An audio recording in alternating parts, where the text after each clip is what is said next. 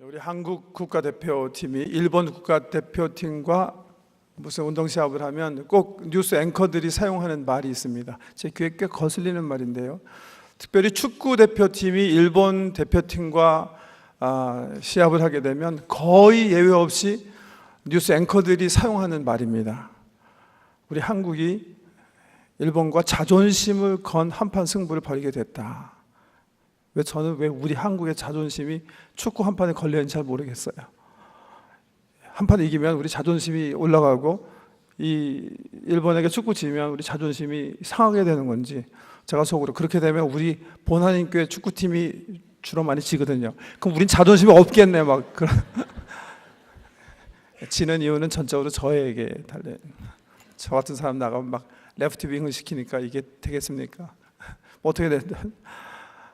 최소한도 한 나라의 어떤 그 자존심은 말이죠. 그 나라 국민이 가지고 있는 무슨 문화성이라든지, 뭐 탁월한 창의성이라든지, 또 성실성이라든지, 근면성이라든지, 뭐 국률성이라든지, 뭐 이런 민족성의 최소한도 뭐 결정돼야 될 문제인데 말이죠. 왜 축구 한 판에 우리 국민의 자존심이 걸려 있는지 전 들을 때마다 참 왜 그 말을 그렇게 사용하는지 이해가 안 된다. 이해가 안 되는 표현 중에 하나입니다. 설교 제목이 크리스찬의 자존심입니다. 우리들은 이 땅에 살고 있지만 예수 그리스도를 통해서 하나님의 은혜로 얻은 천국 시민권을 가지고 사는 이중국적자들이다. 그렇게 말씀드렸어요. 이 땅에 천국 시민으로 하나님 나라 백성으로 사는 우리가 세상을 향해서 가지고 살아야 할 자존심은 뭔가? 이게 오늘 설교 말씀의 주제입니다. 저는 그런 관점에서 오늘 본문의 주인공인 바울이요, 오늘 사건을 통해서 웅변적으로 우리가 세상을 향해서 가진 자존심이 얼마나 크고 귀한지 보여준다, 그렇게 생각을 합니다. 지금 바울은 감옥에 2년 동안 같이 있었어요.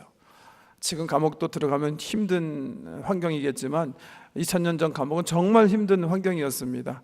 가이사랴 빌립보 그 지역의 고고학자들이 이제 옛날 것들을 다 이렇게 다시 발굴해서 재건해 놨는데 지하 동굴입니다. 거기서 잘 먹지도 못하고 마시지도 못하고 옷 갈아입지 못하고 쇠고랑 차고 2년 있었던 겁니다. 아마 몸이 굉장히 조금해졌을 거예요. 왜소해졌을 거예요. 지저분한 상태일 거예요. 그런데 갑자기 너 신문 받아야 되니까 나와라 해서 바울이 끌려 나왔는데 쇠고랑 찬 모습 그대로 사람들 앞에 선 겁니다. 바울을 신문하는 사람들은 당대 이 부와 권세에 있어서 최고봉들입니다. 로마가 이스라엘을 식민지 통치하기 위해서 보낸 총독, 그리고 통치하기 위해서 세운 분봉왕, 그리고 귀족들입니다. 이 사람 앞에 서서 바울이 자기 변론을 하게 된 것입니다. 바울이 무슨 죄를 져서 감옥살이 한 거 아닙니다. 다만 예수 믿게 된 이후에 예수를 전하지 않을 수 없어서 회당에 가서 전하고 이방인들에게 복음을 전했는데 그것을 동족 유대인이 듣고 바울을 미워하기 시작한 거예요. 그래서 어떻게 해서든지 바울을 죽이기 위해서 고소한 후에 바울을 이제 감옥에 들어가게 한 겁니다. 그런데 유다 분봉왕인 아그리빠 2세가 가이사랴 빌립보 로마 총독부를 방문하게 된 거예요. 그게 계기가 돼서 그 당시 총독이었던 베스도가 바울을 아그리빠 왕 일행 앞에 세워놓은 겁니다. 사실 이 사건은요, 이 사도행전을 역사로 이렇게 살펴보면 이미 예언된 사건이에요. 이미 예견된 사건입니다. 왜냐하면 사도행전 9장에 보면 이제 바울이 이제 다메섹 도상에서 예수님 만나서 눈이 멀지 않습니까? 하나님의 은혜의 빛이 그에게 임했는데 비출이 임해가지고 눈을 멀게 됐어요. 근데 동시에 그래가지고 이제 장님이 된 상태로 다메섹 성에 들어가는데 다메섹 성에 사는 아나니아에게 하나님의 말씀이 임해요. 우리 예수님께서 말씀하세요. 이 성에 바울이라는 사람이 있으니까 가서 그에게 손을 얹고 안수해서 그의 눈을 뜨게 해주라는 거예요. 그러니까 아나니아가 그 말을 듣고 막 프로테스트합니다. 주님, 나 그렇게 못합니다. 바울이 지금 그렇지 않아도 예수 믿는 사람 잡아서 핍박하기 위해서 다메섹에 온다고 그랬는데 제가 왜 그 사람을 가서 축복합니까? 저 그렇게 못합니다. 이렇게 항거할 때 우리 예수님의 말씀이 아나니아에게 이렇게 임합니다. 가라, 너는. 아나니아야, 너는 가라. 이 사람은, 바울이라는 사람은 내 이름을 이방인과 임금들과 이스라엘 자손들에게 전하기 위하여 택한 나의 그릇이니라. 지금 바울은 이 예수님의 말씀처럼 이방인들에게 복음 전했어요. 유대인들에게 복음 전했어요. 그런데 아직 임금들 앞에서는 복음 전한 적 없어요. 정말 이런 말씀이 이럴 때마다 저는 정말 우리 말씀이 귀하구나. 말씀은 정말 1.1핵도 그냥 진행되지 않는 게 없구나, 이렇게 느낄 수밖에 없는데요. 우리 예수님께서 아나니아에게 하신 말씀 그대로 드디어 바울이요, 그 당시 최고 권력인 왕들 앞에 서게 된 거예요. 베스도 앞에 서게 됐고, 벨릭스 앞에 서게 됐고, 아그리빠 그리고 왕후인 베니게 앞에 서게 된 겁니다.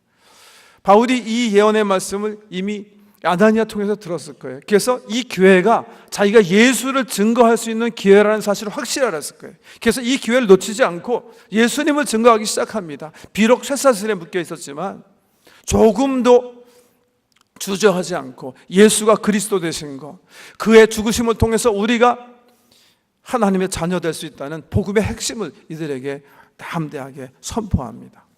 오늘 본 말씀 보니까 그 말을 듣고요, 이 왕족들이 각각 반응하는 거예요. 베스도는 이렇게 반응했어요. 야, 난 네가 무슨 말 하는지 모르겠다. 내가 생각하기에 바울, 네가 하도 책을 많이 읽더니 책 많이 읽은 학문이 너를 미치게 했나 보다. 내가 보니까 너 미치광이 같다. 이렇게 얘기했다고 누가가 적고 있고요. 아그리빠 왕은 거기 좌정한 사람들 가운데 직위가 가장 높은 사람이에요. 자존심이 상했던 것 같아요. 그래서 전도하는 바울 향해서 이렇게 꾸짖어요. 네가 몇 마디 말로 감히 나를 그리스도인이 되게 하려는 거냐? 이렇게 바울을 꾸짖습니다.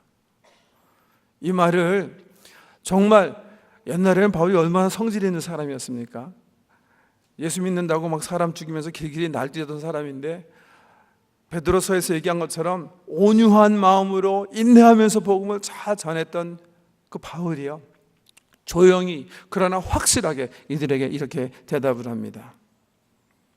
말이 적으나 많으나, 내가 적은 말로 지금 복음을 전했던, 많은 말을 사용해서 복음을 전했던 여러분, 그게 중요하지 않습니다. 말이 적으나 많으나, 그러나 당신뿐만 아니라 오늘 내 말을 듣는 모든 사람도 다 이렇게 결박된 것 외에는 나와 같이 되기를 하나님께 내가 소원합니다. 이렇게 대답했다는 거예요. 세상 사람들을 향한 크리스찬이 가지고 있는 자존심이 표출되는 장면이다. 저는 이렇게 말하고 싶습니다. 이렇게 말할 수 있는 게 크리스찬입니다. 한번 따라해 보세요. 당신들도 다 나와 같이 되기 원합니다. 이렇게 얘기하면서 살아야 하는 사람이 크리스찬이고, 이렇게 얘기해야 하는 사람이 크리스찬이고요, 이렇게 얘기할 수 있는 사람이 크리스찬입니다. 크리스찬은 이렇게 얘기하며 살아야 돼요. 세상을 향한 자존감이 우리 영혼에 철철 흘러 넘쳐가지고 이게 부음받은 게 전도입니다. 왜? 하나님께서 우리에게, 우리 영혼에 쏟아 부어주신 가치가 있기 때문에 그런 거예요. 가치가, 바울이 가지고 있는 가치, 우리 각자 가지고 있는 이 가치, 그래서 우리는 세상을 향해서 그렇게 얘기할 수밖에 없는 거예요. 여러분 느끼시면 사시죠? 가끔 가다가 이렇게 동창회 갔을 때라든지 믿지 않는 사람들과 모여서 무슨 결혼식 연회에 참석해서 같은 테이블에 앉았다라든지, 여러분 그렇게 느끼지 않습니까? 바울처럼 저 사람 나 닮아야 되는데, 나와 같이 되어야 되는데. 왜요?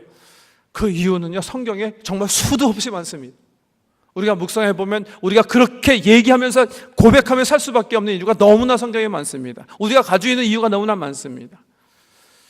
그래서 오늘은 다 생각해 볼 수는 없고요, 오늘은 누가라는 복음서 기자, 이 사도행전을 쓴 사람이 바울의 사건을 중심으로 보여주는 바울이라는 그리스도인과 바울을 신문하는 이 왕족들의 스트라이킹 디퍼런스, 극명한 차이, 그들의 존재의 격차, 이 격차 두 가지를 우리가 마음에 새기면서 함께 우리의 자존심을 키우기 원합니다. 첫째는 두말할 것도 없습니다. 바울의 메시지에 나타난 우리 자존심의 가장 중요한 뿌리요 근간입니다. 그게 뭡니까? 우리는 부활의 소망 가진 사람들이기 때문에, 예수 믿어서 영원한 생명을 소지했기 때문입니다. 구름 타고 다시 오실 주님이 오시면 우리의 삶은 사람들이 상상할 수 없는, 지금 우리가 살고 있는 삶과는 비교할 수 없는 그 영광의 찬란한 그 소망을 살게 되기 때문이죠. 바울이 이렇게 얘기하죠. 로마서 8장에서 현재 우리가 당하는 고난은 장차 올 영광과 좋게 비교할 수가 없도다. 여러분, 사실 바울 삶을 보면요, 바울은 세상적으로 보면 예수 믿기 전에 굉장히 잘 나가던 사람이에요. 이 사람이 좋은 가문에서 태어났고 굉장히 부잣집에서 태어났어요. 그래서 좋은 학문을 할 수 있었어요. 바울이 세상적인 자랑을 하지 않았지만 자기를 소개할 때 보면 이 사람은요, 가말리아 문화생, 그 당시 유대 히브리인들이 받을 수 있는 최고 학부에서 최고 선생님 밑에서 문화생으로 자란 사람이에요. 그래서 자기는 바리새인 중에 바리새인이고 히브리 가문 중에 가문에 태어난 사람을 자부하고 있어요. 충분한 부가 있었기 때문에 이 사람은 날 때부터 로마 시민권을 소지하고 있었어요. 세상적으로 잘 나가던 사람이에요. 근데 세상적으로 보면요, 이 바울 선생님의 삶은 예수 믿고 나서 꼬이기 시작해요. 다메섹 도성에서 예수 만난 다음에 눈 멀게 됐죠. 하나님의 은혜로 눈 띄어졌다고 하지만, 회복됐다고 그러지만 확실히 회복 안 된 것 같아요. 평생 육체의 가시 가지고 바울이 살게 됐어요. 하나님의 은혜 때문에요. 하나님께서 그 가시를 그가 자고해질까 봐, 그가 교만해질까 봐 거두지 않으셨다고 그랬어요. 그 전까지는 동족의 수장으로 살았습니다. 예루살렘에서 인정받는, 장래가 촉망되는 젊은이였어요. 그런데 예수 믿고 나서 어떻게 됐습니까? 동족의 미움을 사기 시작했어요. 동족들이 그를 죽이려고 했기 때문에 광주리 타고 성 밖에서 도망가야 되는 신세가 되고요. 결국은 한번 잡혀가지고서는 돌에 맞게 됐는데, 여러분, 얼마나 돌 맞으면 저놈 죽었구나 그러고 스탑할까요? 동족들이 돌을 던졌는데 이놈 이제 죽었구나 할 때까지 바울이 맞았다고 그랬어요. 잡혀가지고선 태장 맞았죠. 채찍으로 맞았다고 그랬죠. 39대, 죽음에 이르는 40대의 매를 3번 맞았다고 그랬죠. 파선당했다고 그랬죠. 결국은 복음 증거하다 로마에서 마지막엔 잡혀서 결국은 교수형으로 이 세상을 떠나지 않았습니까? 예수 믿기 전엔 잘 나가던 사람인데요, 예수 믿고 나서 예수 때문에 이렇게 바울은 고생 많이 하게 돼요. 지금도 2년 동안 잘 먹지 못하고 입지 못한 상태에서 쇠사슬 차고 당대 최고의 권력과 부 앞에 서 있는 거예요. 그런데도 바울은 너무나 행복한 거예요. 너무나 감사한 거예요. 앞에 선 사람들이 너무나 불쌍해 보이는 거예요. 왜요? 영광의 부활의 약속을 확실히 바라보며 살았기 때문에 좀 믿으시기 바랍니다. 이 영광의 부활의 소망을 잡고 사는 게 우리 크리스찬이에요. 이 부활이 없으면 사실 바울은 정말 불쌍한 사람이에요. 우리도 불쌍한 사람이죠. 바울이 그렇게 고린도전서 15장에서 말하지 않습니까? 부활이 없으면 내가 거짓말한 사람이고, 내가 증거하는 것도 헛되고, 내가 하는 수고와 고생 모든 것이 헛것이다. 그러나 그렇지 않다는 거죠. 왜? 우리 주님께서 구름 타고 다시 오셔서 사고 나는 세상, 죽어야 되는 세상, 병 걸려야 되는 세상, 언제 무슨 일이 터질지 모르는 이 세상을 새롭게 하시고 새하늘과 새 땅을 펼치신 다음에 예수 그리스도 안에서 새 생명 얻은 사람들과 하나님의 나라를 새롭게 하실 것이니까, 죽음도 없고 공포도 없고 눈물도 없고 헤어짐도 없고 병걸림이 없는 그 나라에서 우리가 영원토록 살게 될 거니까, 그 영광은 현재 우리가 상상할 수 있는 영광과는 비교할 수 없으니까, 그 영광의 소망을 가지고 사는 게 우리 크리스찬들이기 때문에 우리의 자존감은 하늘을 치솟는 자존감인 줄 믿으시기 바랍니다. 두 번째는요, 오늘 본문 말씀의 어떤 그 장면에서 누가가 보여주는 아이러니 중에 나타나 있다고 생각하는데요, 그게 뭐냐 하면 우리 크리스천들은요 자유인이기 때문에. 자유인, 세상 사람들은요, 성경 말씀 그대로 죄의 종이기 때문에 그렇습니다. 아직 죄의 노예로 살고 있기 때문에 그래요. 오늘 본 말씀 보시면 그 모습을 멋있게 차려입고 왕관을 쓴 베스토 펠릭스, 또 한편으로는 아그리빠 왕 속에서 찾아볼 수 있어요. 오늘 첫 번째 본문 말씀 사도행전 24장 말씀 읽었는데 여러분 참 재밌지 않습니까? 펠릭스라는 로마 총독, 그 당시 많은 부와 권력을 손에 쥐고 있는 사람이에요.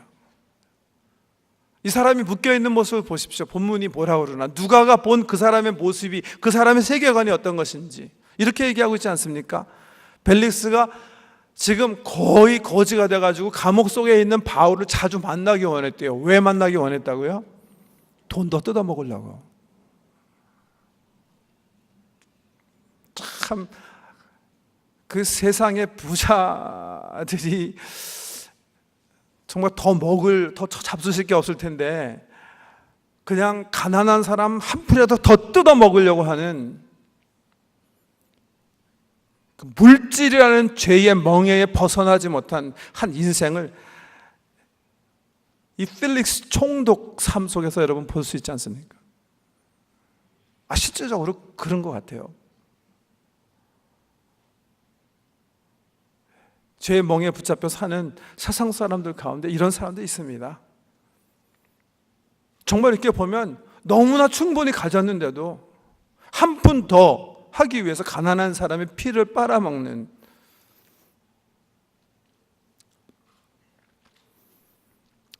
그런가 하면 두 번째 등장한 아그리빠 왕은요, 여러분 아그리빠 왕이 같이 대동한 사람의 이름이 누구라고요? 베니스라는 왕이에요.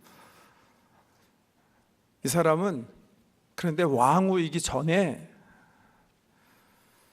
아그리빠 왕의 한 살 밑에 여동생입니다. 근데 이 사람이 너무 아름다웠던 거예요. 아그리빠 왕은 자기의 쾌락을 컨트롤하지 못하는 사람이었어요. 그래서 아름다운 동생을 남에게 주기 싫어서 왕궁에 같이 정부로 데리고 사는 그런 관계였어요. 한 사람은 쾌락에 묶여 있고 한 사람은 재물에 묶여 있고, 이런 사람들이 바울 앞에 나타나서 바울을 신문하는 아이러니컬한 모습. 바울은요 자유누림이 살고 있었어요. 로마서에 보면 그의 삶을 그가 얘기하면서 이렇게 소개하지 않습니까? 우리는 본래 죄 아래 있었어요. 그런데 바울이 이렇게 표현하죠. 우리가 우리의 삶을, 우리 크리스천의 삶을 표현하면서 우리는 근본적으로 죄의 종이었다. 마치 죄라는 남편이 남편에게 결혼해서 어쩔 수 없이 끌려 함께 살 수밖에 없는 그런 죄인들이었는데 이 남편이 안 죽는 거예요. 그래서 어떻게 설명하죠? 그래서 할 수 없이 우리를 죽였다 그러죠. 남편과 너무 사기 싫으니까 우리가 죽은 거예요. 그런데 어떻게 죽었어요? 예수와 함께 장사 지낸 바 됐다 그랬죠. 더 이상 죄의 종으로 끌려다니지 않기 위해서 이제는 이 죄의 값을 다 청산하고 예수와의 죽음과 세례를 통해서 청산하고 의의 종으로 살기 위해서, 이 전까지는 죄의 종으로밖에 살 수 없었지만 이제는 믿음으로 선택해서 성령의 종으로, 의의 종으로 살 수 있게 됐기 때문에 자기는 절대 죄를 선택하지 않고 의를 선택하면서 살아가고 있다, 그렇게 설명하지 않습니까 여러분? 그렇기 때문에 담대하게 얘기하는 거예요. 뭐라고요? 저는 여러분이 나와 같이 되기 원합니다. 여러분, 도둑질하는 아버지가 말이죠, 아들한테 너는 나와 같이 되기 원해, 이렇게 얘기할 수 있어요? 얘기 못합니다. 절대로 하지 못합니다. 세상을 향해서 여러분이 우리와 같이 되기 원합니다. 하기 위해서는 우리가 거룩한 종이 되어야 돼요. 의의 종으로 살아야 돼요. 하나님께서 우리에게 주신 자유를 성령의 음성에 순종하면서 선택하면서 살아야 됩니다. 그래야 세상을 향해서 우리가 자존심을 키울 수가 있는 줄 믿으시기 바랍니다. 바울이 그래서 얘기할 수 있는 거예요. 그런데 오늘 보면 사실 바울만 그렇게 얘기하는 게 아니에요. 누가가 바울을 신문하는 사람의 입을 통해서도 그것을 간증으로 얘기하게 해요. 그 말씀이 오늘 보면 마지막 우리 30절부터 읽지 않았는데 이렇게 누가가 얘기합니다. 제가 읽어드릴게요. 왕과 총독과 번이게와 그 함께 앉은 사람들이 다 일어나서 물로가 서로 말하되 이 사람은 사형이나 결박을 당할 만한 행위가 없다 하더라. 이에 아그리빠가 베스도에게 이르되 이 사람이 만일 가이사에게 상소하지 아니하였더라면 석방될 수 있을 뻔하였다 하니라. 쾌락에 꽉 잡혀있는 아그리빠 왕, 그리고 돈에 꽉 잡혀있는 이 총독들이 말이죠, 유대인의 비유 맞추기 위해서 혹시 이 사람이 악행한 거 있거나 잘못한 거 있으면 찾아내가지고 유대인 비유 맞추기 위해서 뭔가 좀 발견하고 싶은데 아무리 조사해도 바울이 잘못한 거 한 개 발견할 수 없었다. 왜요? 바울은 이미 참 자유인으로 죄에 끌려다니지 아니하고 의의 종으로 살아가고 있었기 때문이에요. 세상을 향한 그리스도의 자존심입니다. 두 가지예요. 하나님께서 내게 주신 부활의 소망, 그 영광의 영생의 약속이 있기 때문에 내가 자신감이 넘쳐야 되겠고요. 두 번째는 이 땅에 살면서 이미 예수 그리스도의 은혜로 죄의 뿌리를 내 삶에서 끌어내고 성령의 인도하심에 따라 의를 선택하면서 아름다운 성령의 열매를 맺고 있기 때문일 것입니다. 부활의 소망과 우리 삶에 주렁주렁 넘치는 성령의 열매를 통해서 자존심을 키우시며 세상을 향해서 예수 그리스도와 나라를 증거하시는 사랑하는 성도 되시기를 다시 오실 예수님의 이름으로 축복합니다. 기도하십시다. 죄와 허물로 죽을 수밖에 없는 죄인들, 사탄의 종으로 살았던 우리들인데 예수 그리스도와 함께 십자가의 장사지난 바 되게 해주셔서 이제는 의를 선택하게 하시고 성령의 인도하심을 받아 하나님 받으실 만한 영광의 열매들을 삶에 맺히게 하시니 감사합니다. 부활의 소망 가지고 성령의 열매 우리 삶 속에 주렁주렁 맺힘을 가지고 세상을 향해서 담대하게 너희 모든 사람들이 우리와 같이 되기 원하노라 고백하는 성도 우리 교회 되도록 주 성령님 우리의 삶을 인도하여 주시옵소서. 예수님 이름으로 기도드립니다.